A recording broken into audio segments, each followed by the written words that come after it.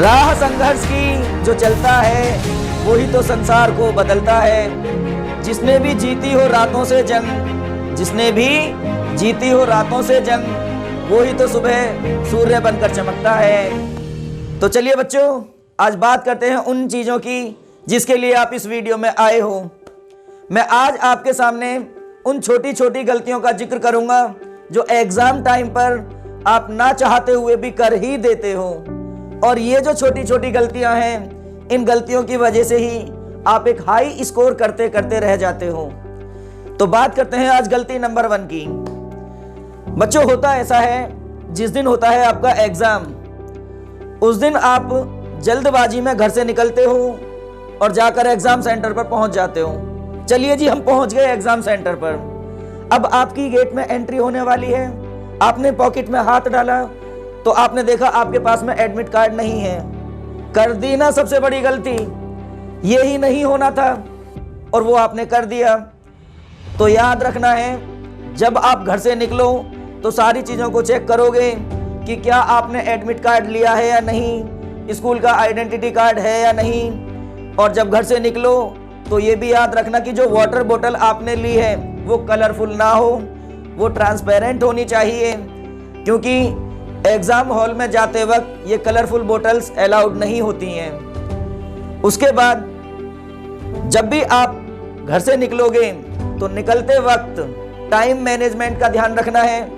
आपको घर से इस हिसाब से निकलना होगा कि आप एग्जाम सेंटर पर जो एग्जाम टाइमिंग है उससे मैक्सिमम आधा घंटे या मिनिमम 15 मिनट पहले पहुंच सको।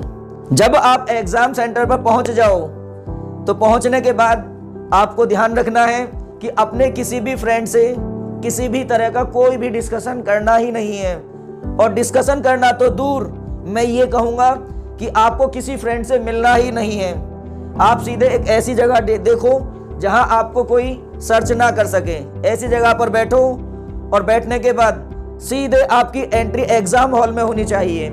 किसी भी दोस्त से किसी भी तरह का कोई डिस्कशन आपको नहीं करना है, क्योंकि जब आप डिस्कशन करते हो तो आप कई बार डिमोटिवेट हो सकते हो और ये डिमोटिवेशन आपको हाई स्कोर करने से रोकता है।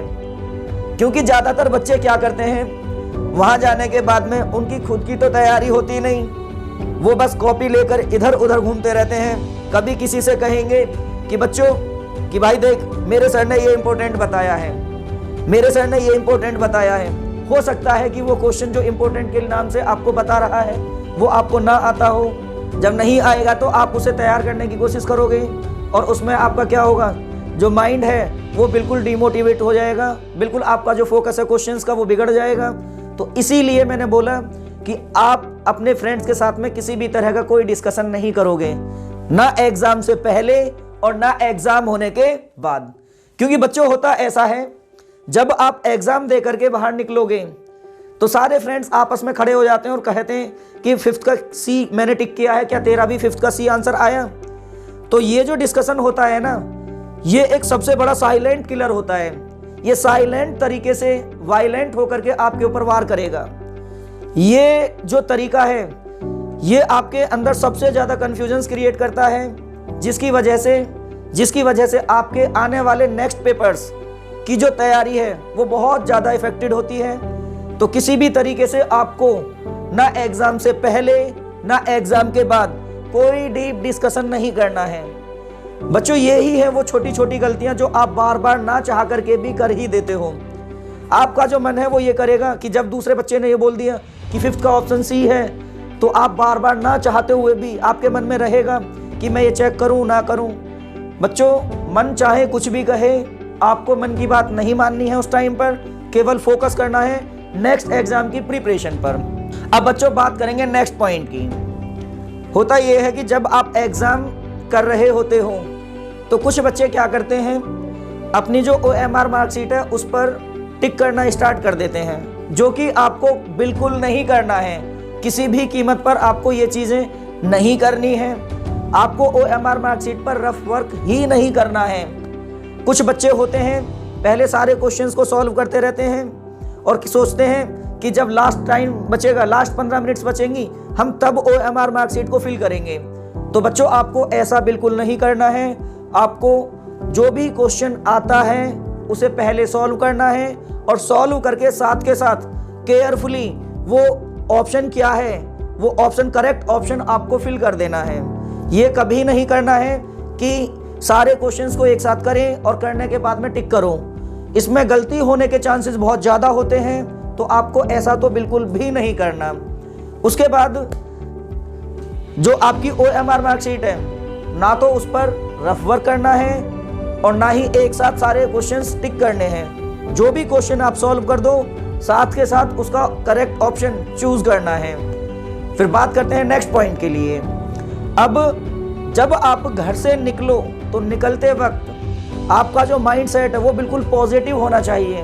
कई बार बच्चे होते हैं, कन्फ्यूजन होता है, घर से निकलते वक्त सोचते हैं कि मेरा एग्ज़ाम बस आज का सही चला जाए, आज का एग्ज़ाम सही चला जाए, ऊपर वाले कैसे भी कर मेरा एग्ज़ाम सही कर।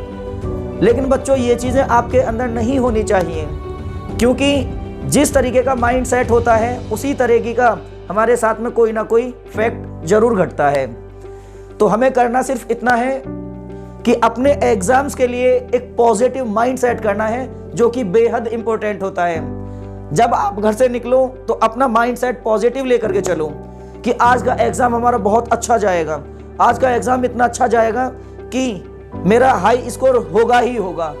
इस तरीके से आपको माइंड सेट अपना पॉजिटिव करना है, क्योंकि आपने सुना है मन के हारे हार है और मन के जीते जीत। अगर आप घर से ही अपना माइंड सेट बिल्कुल पॉजिटिव लेकर के चलोगे तो डेफिनेटली आपका जो पेपर है वो भी बहुत अच्छा जाएगा ही जाएगा।